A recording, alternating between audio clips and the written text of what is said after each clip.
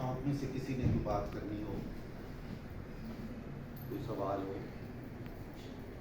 ممتحنین کے بعد اجازت ہوتی ہے جو آڈینس ہیں کہ انہوں نے کوئی بات کرنی ہے، کامنٹ کرنا ہے تو وہ کر سکتے ہیں. بیٹھ جائیے آپ. مبارکباد کہہ دیجیے.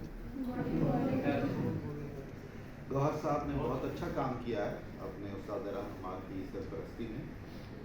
داستان ایک ایسا موضوع ہے جس پہ ہمارے ہاں خصوصاً پچھلے 20-25 سال میں نسبتاً کم ہوا ہے.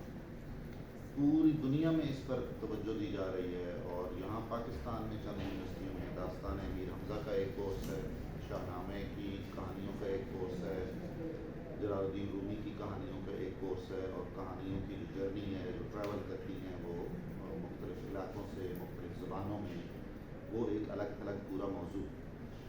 تو اس اعتبار سے ان کا یہ کام بہت اچھا ہے، اور بر صغیر کے مصنف ہیں اور ایک ہی اس کا معلومہ نسخہ ہے، تو وہ اس کو ایک طرح سے زندگی مل گئی ہے، بہت اچھا ہوتا ہے. دوسرا ایک اچھا کام جو میں کل دیکھ رہا تھا، انہوں نے ایک چارٹ بنایا ہے جس میں انہوں نے 4 روایتیں دی ہیں، اور ان روایتوں میں جو کمی بیشی ہے یہ بہت ماڈرن ہے. میں نہیں سمجھتا ہوں کہ پنجاب یونیورسٹی میں اس سے پہلے کسی تھیسس میں اس طرح کا چارٹ بنا کر اس کا تقابل کیا. یعنی وہ ایک نظر دیکھنے سے اندازہ ہو جاتا ہے کہ یہ ایک ہی کہانی ہے، مرکزی خیال یہ ہے، اور نام بدل رہے ہیں، کچھ واقعات بدل رہے ہیں، اس کے ہاں واقعات کچھ ایڈ ہو گئے، اس کے ہاں کچھ کم ہو گئے. اب میری تجویز ہوگی ان کے لیے یہ کہ یہ اپنے اس چارٹ کو ایک الگ ریسرچ پیپر کے طور پر بڑھا لیں. انہوں نے جو 4 روایتیں لی ہیں وہ ساری فارسی کی 2-3 اور بھی سیف القلوب ہیں، ان کو بھی شامل کر لیں. پنجابی والی سیف القلوب کو شامل کریں، اور سندھی اور پشتو میں بھی سیف القلوب ہے، ان کا بھی براہ راست آپ نہیں پڑھ سکیں گے لیکن ان کا خلاصہ ایسا ہوگا. تو وہ ایک مکمل اگر چارٹ بن جائے جس میں 10-15 روایتیں جو سیف القلوب کے قصے کی ہیں ان کا ہم ایک ہی نظر میں کمپیریزن کر لیں تو یہ ایک ونڈرفل بات ہو جائے. انہوں نے کوشش کی ہے کافی حد تک، میں نے متن کا دیکھا ہے کہ اس کی صحت کا خاص خیال رکھیں اور جدید املا بھی اختیار کریں. اس میں بھی یہ مبارکباد کے مستحق ہیں. رپورٹنگ ان کی بہت اچھی آ گئی، سوالات کے جوابات انہوں نے بہت عمدہ دیے، پریزنٹیشن بھی ان کی بہت اچھی تھی. تو باضابطہ طور پر یہ اعلان کیا جاتا ہے کہ ہم سفارش کرتے ہیں پنجاب یونیورسٹی کو کہ ان کو فارسی زبان و ادب میں PhD کی ڈگری عطا کی جائے.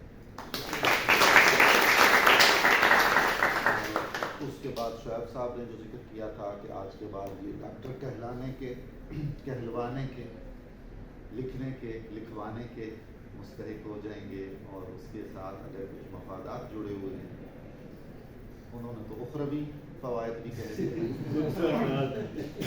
اور نقصانات، فوائد اور نقصانات وہ سارے کے سارے انہیں حاصل رہے.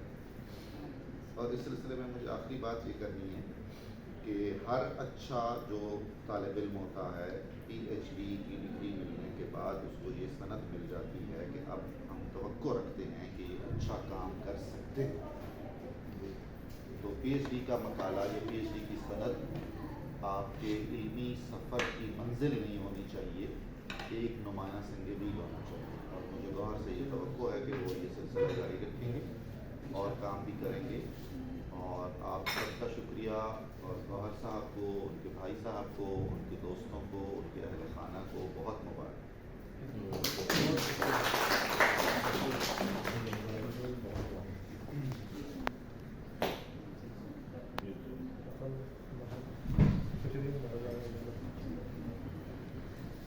ڈاکٹر صاحب آپ خیریت سے ہیں؟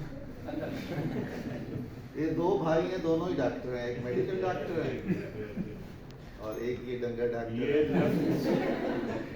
یہ لفظی ڈاکٹر ہے، وہ سچ مچ کے ڈاکٹر ہے. ایک دن میرا مالک ڈاکٹر تھا، نام نہیں بہت دیر سے ڈاکٹر صاحب آپ کہہ رہی تھی نا پہلے گوہر کے حوالے سے، تو بھائی کا نام صدف اقبال ہے. ان کو تو میں کئی سال ایک ہی سمجھتا رہا.